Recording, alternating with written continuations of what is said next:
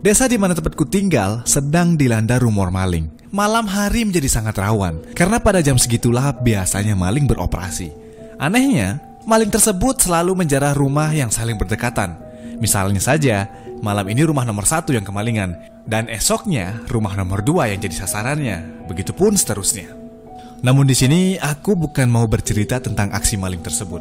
Tapi aku akan bercerita bagaimana peristiwa yang menimpaku dan teman-temanku yang saat itu mendapatkan tugas ronda malam untuk mengamankan desa dari teror maling tersebut. Namun sialnya kami mendapatkan tugas ronda itu tepat pada malam Jumat Kliwon. Saat itu di desa masih minim penerangan, maka tak heran jika aku dan teman-temanku sudah terbiasa main di tempat gelap, hingga kami menganggap itu adalah hal yang biasa. Tapi tidak setelah peristiwa ini. Pada malam kami bertugas ronda, salah satu temanku memberi usul, bagaimana jika kita menakut-nakuti maling tersebut dengan menyamar menjadi setan. Kami pun menyetujuinya. Dengan bermodalkan spray putih dan tali rafia, kami pun memilih setan pocong sebagai penyamaran.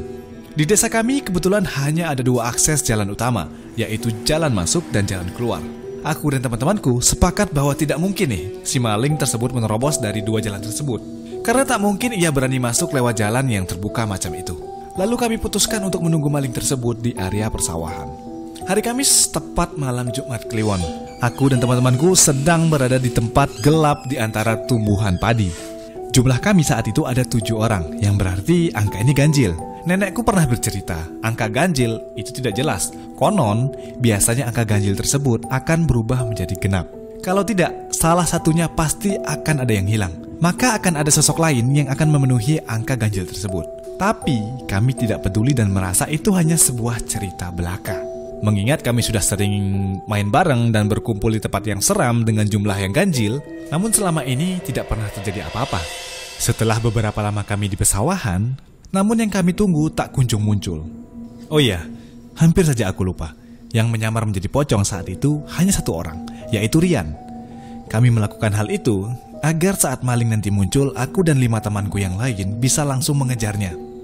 Berhubung kami keburu bosan karena tidak ada orang yang mencurigakan muncul, kami pun akhirnya menyerah. Namun, tepat di saat itu juga Rian dengan dandanan pocong yang mendadak tergagap. Dia bilang kalau ia baru saja melihat sesuatu di atas langit. Kami terhenyak dan serentak mendongak ke arah yang ia tunjuk. Hingga aku sadar bahwa kini bulu kudukku berdiri. Teman-temanku yang lain memandang ngeri melihat objek di atas sana. Tepat di atas kami ada sesuatu berwarna putih yang tengah melayang. Aku sempat berpikir bahwa itu hanyalah sebuah plastik yang terbang tersapu angin. Tapi seremnya benda tersebut tidak bergerak sedikit pun, padahal angin sedang berhembus dengan kencang. Aku harap itu adalah sesuatu yang lain dan bukan sosok menakutkan yang sempat melintas di pikiranku. Tapi bentuknya yang lonjong dan tinggi dengan bagian atas dan bawahnya terikat, tak mampu aku elakkan. Memang sih sosok itu terlihat jauh di atas sana, tapi 200% aku sangat yakin bentuknya memang seperti itu. Aku dan teman-teman yang lain mulai meringis ngeri, serentak kami memutuskan untuk pergi dan pulang ke pos ronda. Tapi sialnya, benda di atas itu tiba-tiba mengarah pada kami dengan kecepatan yang tinggi. Aku dan yang lainnya terperangah karena sebentar lagi kami akan tertimpa dengan benda tersebut. Aku terus berlari tanpa menoleh ke belakang hingga akhirnya aku dan yang lainnya sampai di pos ronda yang ada di tengah-tengah desa. Kami masa bodoh dengan apa yang terjadi barusan.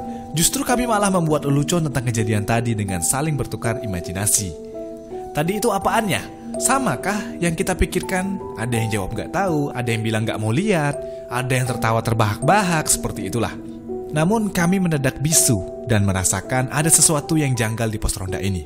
Kata-kata lelucon kami barusan seperti hilang tertelan angin, membuat kami diam berjamaah. Kami kembali merasa merinding bukan karena gelapnya pos ronda ya, bukan juga karena kejatuhan sosok barusan, ataupun karena jumlah kami yang berkurang atau bertambah. Nyatanya kami masih bertujuh, benar-benar bertujuh. Tapi sosok yang memakai kain putih di sudut sana hanya terdiam saat kami tertawa. Penerangan yang minim membuat kami tidak sadar. Sosok yang duduk di pojok itu, sosok yang terbungkus kain putih, menutupi wajahnya lengkap dengan ikat tali putih di atas kepala dan kakinya. Jantung udah mulai terpacu cepat nih. Ini jelas bukan Rian yang lagi nyamar, itu pocong. Itu pocong. Itu pocong. Itu pocong. Itu adalah pocong. Itu pocong, cuk. Untuk kamu yang punya cerita horor atau pengalaman horor, kamu boleh langsung kirim cerita kamu di alamat emailnya dhn di inipodcast00@gmail.com.